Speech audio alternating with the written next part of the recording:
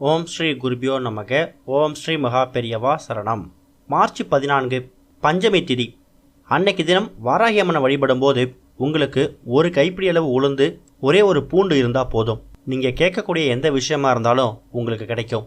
வாராகி அம்மனை வழிபடுறதுக்கு முக்கியமான நாள் அமாவாசை முடிஞ்சு 5ஆம் நாளும் பௌர்ணமி முடிஞ்சு வரக்கூடிய 5ஆம் நாளும் வரக்கூடிய பஞ்சமி திதி. இது ஒரு மகத்தான திதி அப்படின்னே சொல்லலாம். சப்த கன்னிகளை ஒருத்தவங்களாக இருக்கக்கூடியவங்க தான் வாராகி அம்மன். நாம் செய்யக்கூடிய காரியத்தில் ஜெயமும் காரிய சித்தியும் கொடுக்கக்கூடியவங்க.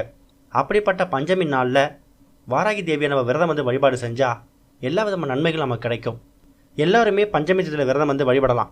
ஆனால் குறிப்பாக பஞ்சமி திதியில் பிறந்தவங்க இந்த வழிபாட்டை செய்கிறது ரொம்ப ரொம்ப சிறப்பு. பஞ்சமி திதி அன்னைக்கு வாராகி அம்மன் கோவிலுக்கு போகிறது ஒரு பக்கம் இருந்தாலும், பக்கத்தில் வாராகி அம்மன் கோவில் இல்லை அப்படின்னா பாம்பு புற்று இருக்கக்கூடிய அம்மன் கோவிலுக்கு போயிட்டு அங்கே நல்லெண்ணெய் தீபம் போட்டு நீங்கள் அம்மனை வழிபட்டு வரலாம்.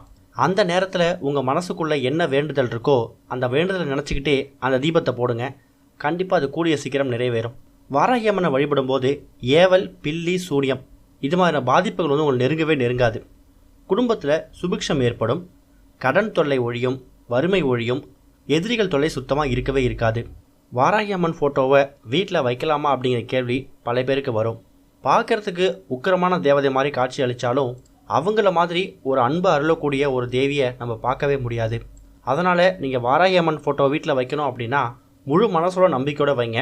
அப்படி வைக்கிறதுக்கு விருப்பம் இல்லைனாலும் வாராகி அம்மனை மனசில் நினச்சிக்கிட்டே வேண்டுங்க. அதுக்கான பலனை கண்டிப்பாக உங்களுக்கு கொடுப்பாங்க, அதில் சந்தேகமே கிடையாது. அப்படிப்பட்ட பஞ்சமி திதி அன்னைக்கு நீங்கள் வாராகி அம்மனுக்கு செய்ய வேண்டிய நைவேத்தியம் என்ன? அதுக்கு உங்களுக்கு தேவையான பொருள் ஒரு கைப்பிடி அளவு உளுந்து, ஒரே ஒரு பூண்டு இருந்தால் போதும். அதாவது பூண்டு சேர்த்து தோல் நீக்காத உளுந்து, அதாவது கருப்பு உளுந்துன்னு சொல்லுவாங்க. அதில் செஞ்சுருக்கக்கூடிய வடையை நீங்கள் வாராகி அம்மனுக்கு பிரசாதமாக படைக்கலாம். ஒருவேளை கருப்பு உளுந்து இல்லை வெள்ளை உளுந்து தான் இருக்குன்னா அதையும் நீங்கள் பயன்படுத்தலாம், எந்த தவறும் கிடையாது. ஆனால் உளுந்து கூட கொஞ்சமாக பூண்டு சேர்த்து நீங்கள் வடை செய்யணும். இன்னொரு பக்கம் நவதானிய வடை செய்யலாம், அதில் மிளகு போட்டு செய்யலாம். தயிர் சாதம், மொச்சை, சுண்டல், பானகம் இது மாதிரி பல விஷயங்களை நீங்கள் வாராகி அம்மனுக்கு நைவேத்தியமாக படைக்கலாம். மாதுளம்பழத்தை வாங்கிட்டு வந்து அதை முத்துக்களாக உரித்து அதில் தேன் ஊற்றி நீங்கள் வாராகி அம்மனுக்கு படைக்கலாம்.